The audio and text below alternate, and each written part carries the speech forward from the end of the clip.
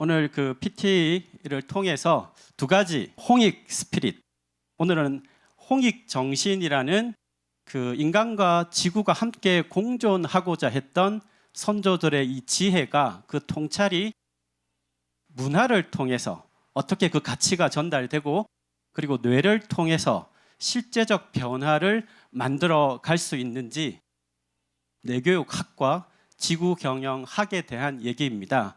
그 뿌리는 K-스피릿이기 때문에 제 프로필 사진에 K-스피릿을 좀 적어봤는데 괜찮으신가요? 네, 그럼 시작을 한번 하도록 하겠습니다. 첫 질문은 이 숫자가 의미하는 거 한번 맞춰보시겠습니까? 46억 년. 우리 네, 지구의 나이가 아니. 역시 훌륭한 홍익 인재입니다. 지구의 나이 46억 년. 그리고 4에서 5만 년이라는 숫자는 뭘 의미할까요? 네, 요거는 조금 어렵죠. 답을 바로 얘기를 드리겠습니다. 앞에 것은 지구의 나이고요. 두 번째 것은 우리가 호모사피엔스라고 현생 인류를 얘기하고, 여기 계시는 또 시청하시는 모든 분들은 호모사피엔스의 유전자를 갖고 있습니다. 그런데 호모사피엔스의 역사는 약 30에서 40만 년이라고 얘기를 하는데요. 그 중에서도 오늘날 이 뛰어난 창조력, 두뇌의 창조력을 가진 호모사피엔스를 뒤에 사피엔스를 하나 더 붙여서 호모사피엔스 사피엔스라고 합니다. 그래서 오늘날 이런 인류의 문명을 만든, 대단하지 않습니까? 인간의 뇌가 창조한 핵심은 인간을 둘러싼 주변 환경을 바꾼다는 겁니다. 1000년 전의 호랑이나 1만 년 전의 강아지는 주변의 환경을 지금 인간처럼 바꾸지는 못합니다. 그리고 강아지는 지금 내가 강아지인가라고 알아차리지는 못하겠죠. 3년 전에 나는 어떤 고양이였을까? 10년 후에 나는 어떤 존재가 될 거야? 라는 질문을 하지 못합니다. 시간의 의미를 이해하고 주변의 환경을 바꾸는 것은 호모사피엔스의 뇌의 창조성인 건 분명합니다. 과연 그런데 이것만이 좋은 것일까? 보시는 인간의 가치 하락, 아파트에 살면 옆집에 누가 사는지도 알 수 없는 세상을 우리는 살아가고 있지는 않을까요?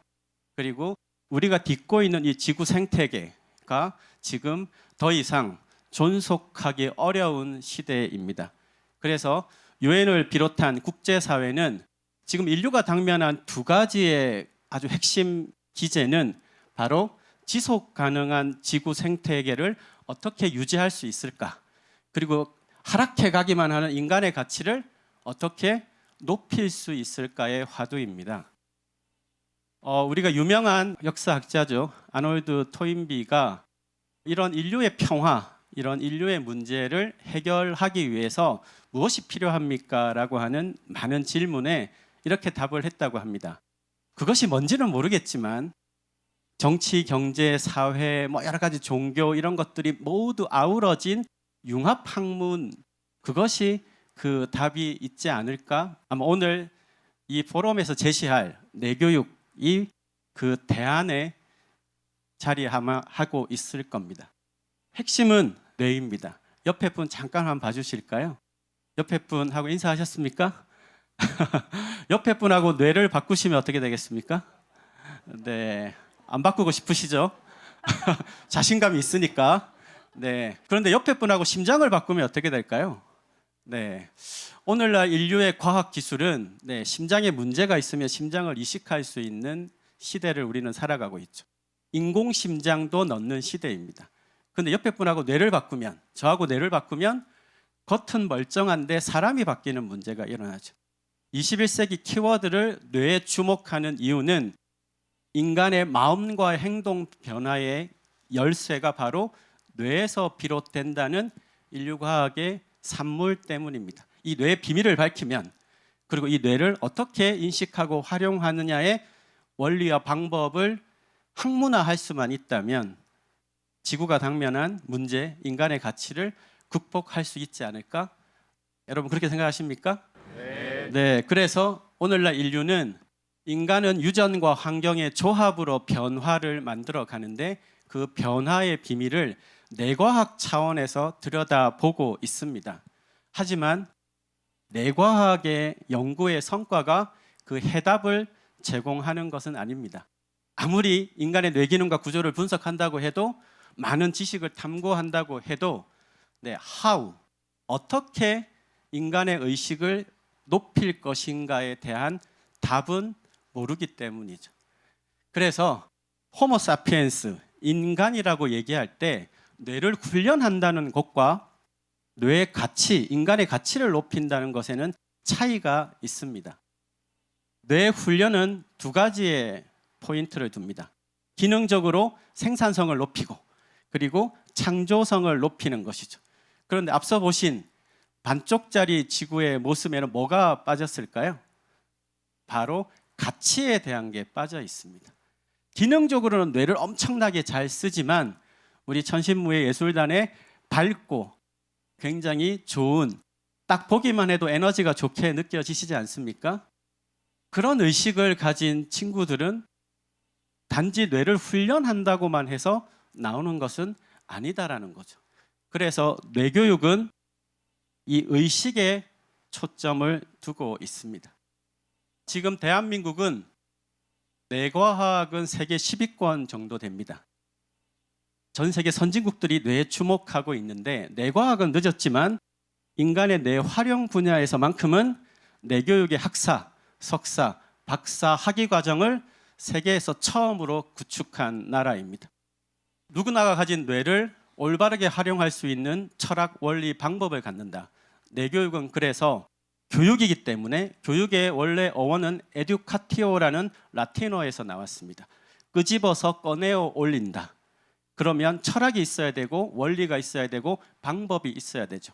지난 40여 년간의 뇌교육에 향한 여정이 그 체계를 이제 구축하고 대학과 대학원을 설립했습니다. 이 땅 한국에서. 하나씩 짧게 한번 살펴볼까요? 우선 어떤 원리를 갖느냐? 누구나 뇌를 가지고 있기 때문에 인간의 뇌는 어떤 발달 단계를 갖느냐에 대한 지난 인류의 학문 체계, 신경과학, 생리학, 생물학 여러 가지 융합 학문을 토대로 지금은 인간의 두뇌 발달 단계를 생물적의 진화 차원에서 체계화를 하고 있습니다. 그것을 뇌교육학에서는 기본적으로 학습과 공부를 하고 있습니다. 인간은 건강, 행복, 평화에 대한 세 가지 큰 단계를 갖는데 건강만 추구한다고 의식이 밝아지는 건 아니죠. 하지만 신체에 대한 심신 건강을 충족하면 누구나 행복을 원합니다. 그런데 행복이 인간의 의식이 추구하는 마지막이냐고 물으면 그렇지 않습니다. 오늘날 과학은 행복이라는 건 호르몬의 작용으로 일어나는 현상이지 그 행복이 인간의 목표가 되어서는 안 된다고 얘기를 합니다. 그러면 마지막 어떤 단어죠? 평화. 여러분은 영적인 삶에 대한 추구를 하고 계신가요? 스피리추얼 라이프. 영적인 삶이란 뭘까? 동물들이 할 수 없는 거죠. 나는 왜 태어났을까? 나는 어떤 삶을 추구하는 걸까에 대한 질문과 답에 성찰을 하는 사람. 그것이 호모 사피엔스 사피엔스입니다. 그것에 대한 체계를 공부하는 것을 시작으로 지금까지 발달된 인류의 학문들은 지덕체 교육 모델의 순서가 잘못되었다고 얘기를 합니다. 인간은 태어나서 학습을 먼저 하는 게 아니죠. 뭐 먼저 할까요? 열심히 기죠. 움직이는 신체 발달이 첫 번째고요. 그 다음이 정서의 발달, 그 다음에 인지학습의 발달 순서가입니다. 이 순서를 뒤바꾸면 지금 주변에서 많이 보시는 조금 뇌 균형과 이런 것들이 깨어진 친구들을 많이 보게 됩니다. 그래서 뇌교육에서 추구하는 인간 두뇌 발달의 기본적인 순서는 성인기 과정이 될 때까지는 지덕체가 아니라 뭐겠습니까? 네, 여기 글로벌 사이버대 학생들이 좀 많으신가 봐요. 체덕지의 순서로 발달을 해야 됩니다. 우리가 사극에서 봤던 신라의 화랑들, 또 우리가 고구려의 조이선일이라고 하는 당군조선의 국자랑 같은 국가 인재들은 기본적으로 신체를 기반으로 심신쌍수, 몸과 마음을 함께 단련했던 국가 인재 성장 모델을 갖고 있었죠. 서구의 모델은 지덕체지만 우리나라 전통의 교육 모델은 체덕지를 기반으로 심신쌍수를 근간으로 했다라는, 그것이 오늘날 인류의 뇌과학과 접목해서 체계화하는 것, 그것이 이제 뇌교육의 기본 대상이고요. 역량 측면에서는 어떤 중점을 두느냐, 지금 빙하가 보이시죠? 네, 이 아이스버그 모델이라고 하는 유명한 심리학의 역량 모델인데요. 이 빙하 위에는 지식과 기술입니다. 이 스킬과 날리지는 교육과 훈련으로 가능하다는 게 기본적인 학문에서 제시하는 그 근거인데, 문제는 이 빙하 아래쪽에 있는 것들은 개발이나 훈련으로 습득하기 어렵다라는 게 중론이었습니다. 빙하 아래에 있는 것들은 뭐냐? 네, 오른쪽에 보시는 긍정적인 심리, 레질리언스, 회복 탄력성, 어떤 아주 근원적인 용기, 근원적인 자신감, 이런 것들은 내적 역량에 해당하기 때문에 일반적인 교육과 훈련으로는 학습되기 어렵다라고 했지만, 그 어려운 도전을 뇌교육이라는 학문이 지금 만들어가고 있는 것입니다. 그래서 원리는 인간의 두뇌 발달 원리를 기반으로, 그럼 방법론은 방금 얘기 드렸던 채덕지와 인간의 몸과 마음의 통합적 연결 차원에서 휴먼 테크놀로지라고 하는 인간의 삶의 질을 높이는 기술 차원에서 그 답을 찾았습니다. 이것은 20세기 한국에서 찾은 것이 아니고요. 우리의 선조들의 한민족 정신문화의 원형이라고 하는 선도에서 수승화강, 심기혈정, 정충기장 신명이라고 하는 인간은 어떻게 변화하는가, 인간의 의식은 어떻게 성장하고 향상될 수 있는가에 대한 우리 선조들의 높은 지혜, 그 선도의 원리 체계를 오늘날 인류의 과학과 융합해서 체계화하는 것이 바로 뇌교육의 근간 원리가 되겠습니다. 우리 선조들에게 굉장히 감사해야 되는 부분이죠. 그리고 데이비드 호킨스 박사의 유명한 의식지도 아마 아시는 분도 많으실 텐데요. 그 의식이 0부터 1000까지 의식의 높낮이를 도표화하는 것인데, 인류에게 준 높은 선물에 빠진 것이 하나가 있습니다. 하우에 대한 게 없었어요. 네, 어떻게 하면 인간의 의식을 향상시킬 수 있는가에 대한 에너지와 의식의, 그리고 인간의 몸과 마음에 대한 융합 체계를 체계화한 그 하우에 대한 답을 뇌교육학에서 정립을 한 것입니다. 그래서 여기에서 핵심, 오늘의 주제인 지구경영 포럼은 왜 이 지구 문제가 해결되지 않을까요? 지구의 상태를 내가 느끼지 못하는 겁니다. 그러면 그 느낌이라는 현상은 인간의 뇌에서 일어나는 현상인데, 인간의 심신 상태가 그 느낌을 알아차릴 수 없는 상태이기 때문이죠. 짧게 한번 그 느낌을 체감을 한번 해볼까요? 네, 그럼 제가 잠깐 나가서요. 자, 어깨를 한번 뚝뚝뚝 들어보시겠습니까? 지금 몸이 조금 불편한 사람들은 누가 툭 치면 쉽게 짜증 나시죠? 양손 깍지 끼시고 한번 올려보실까요? 뒤로 쭉 넘겨서 등 쪽에 의식을 집중하시고요. 천천히 바로 하시고, 자, 양발을 좌우 균형을 맞춰서 살짝 한번 왔다 갔다 해보실까요? 인간은 자신의 신체의 위치와 근육의 이완 정도를 알아차릴 수 있는 고유 수용성 감각이라는 게 있습니다. 자, 앞뒤로 살짝 왔다 갔다 해서 수평과 수직을 한번 맞춰 보실까요? 그럼 이제 양손을 살짝 이렇게, 저는 마이크를 들고 있어서요. 자, 손바닥을 살짝 움직여서 가장 편안한 위치에 한번 둬 보실까요? 어깨가 편안하고 공간에 걸쳐 있는 느낌. 자, 느낌을 잡으셨으면 손바닥에 의식을 한번 집중하십니다. 지금의 강도를 기억을 하시고요. 자, 이제 호흡을 후 한번 내쉬볼까요? 내쉬면서 손바닥에 집중하십니다. 지금 손바닥에 집중하시면 호흡을 계속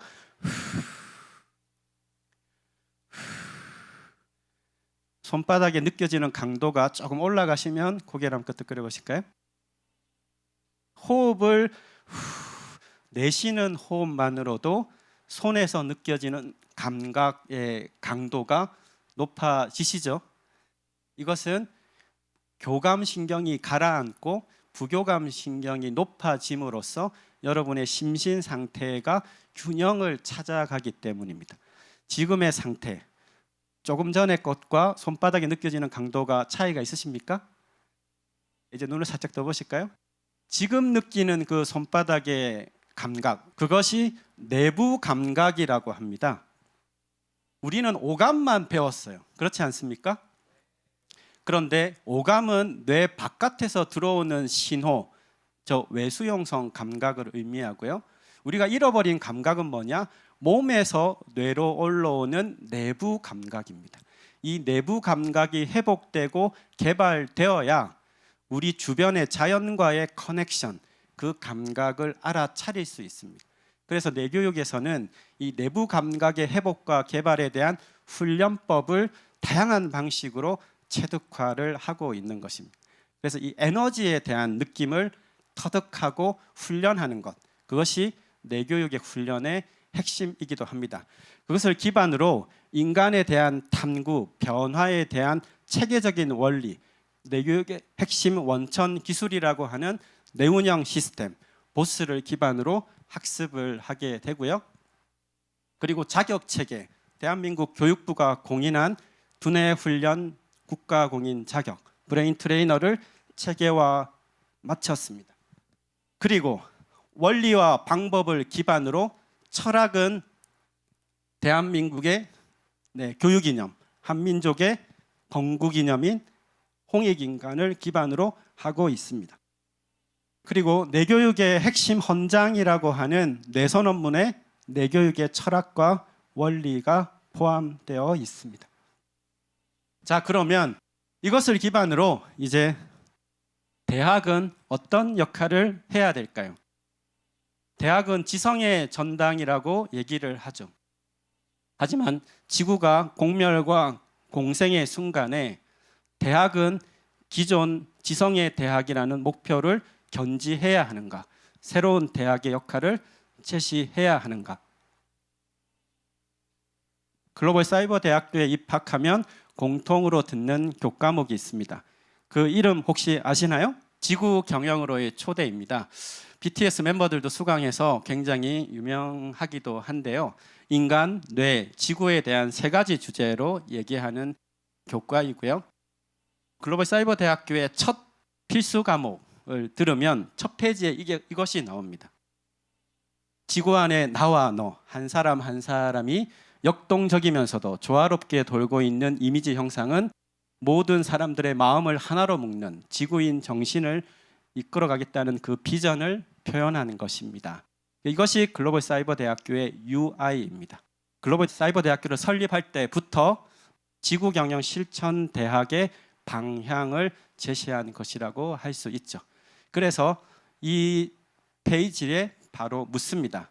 지금 우리의 의식은 어디를 향하고 있습니까? 여러분의 의식은 어디를 향하고 있습니까? 한반도입니까? 한반도가 맞습니까? 네, 한반도를 사랑하지만 우리의 의식은 아시아로 좀 넓어져야 하지 않을까요? 그럼 아시아에 머물면 되겠습니까? 어디로 가야 될까요? 바로 지구로 가야 되겠죠. 지금 한국은 이 지구와 인류사에 어떤 기여를 할 것인가에 대한 그 마인드셋을 가질 때 아닌가요? 한국은 지금 남을 따라갈 나라가 아닙니다. 새로운 길에서 새로운 것을 개척해야 될 때이죠. 그래서 내일 바로 6월 15일이 이 포럼을 개최한 의미를 담은 날입니다. 여러분, 6월 15일은 어떤 날일까요? 지구 시민의 날입니다. 2001년 6월 15일 이 지구 경영을 실천하겠다는 글로벌 사이버 대학교의 설립자이신 일지 이승원 지금 이사장님께서 휴머니티 컨퍼런스라고 하는 국제 포럼을 개최를 했고요. 거기에 모인 전 세계 많은 석학들이 하나의 선언을 했습니다. 그것이 바로 지구인 선언문이었고요. 그 선언문을 채택한 날이 바로 6월 15일, 바로 내일입니다. 내일 6월 15일 지구시민의 날을 기념해서 오늘 지구경영 포럼이 개최가 되었습니다. 그리고 이 지구시민 선언문을 토대로 내교육학이 정립하기 시작되었고요. 그 내교육학의 토대로 지구경영학의 새로운 발걸음을 내었던 것이 바로 2016년 국제내교육종합대학원이 지구경영학과를 설립을 하면서 내교육이 추구해야 될 방향이란 무엇인가, 그래서 지구경영의 시작을 알렸고요. 작년 9월 바로 한국에서 시작된 지구경영학을 토대로 미국에서 지구경영대학원이 설립되었습니다. 한국발 천지인의 프로젝트가 지구경영학이라는 학문을 통해서 세계화를 하게 된 것이죠. 박수 쳐도 괜찮습니다. 네, 그리고 드디어 올해 글로벌사이버대학교가 내교육 특성화 대학을 기반으로 축적된 모든 학문 체계를 융합해서 지구경영 융합전공 세계 최초의 학사 과정을 시작을 했습니다. 지구경영 융합전공을 졸업한 학생들은 세계에서 처음으로 지구경영 학사 학위가 찍힌 학사 자격 학사증을 받게 됩니다. 이 친구들이 미국의 지구경영대학원으로 가서 전 세계의 글로벌 홍익 인재가 되는 그림 상상하면 기쁘지 않으신가요?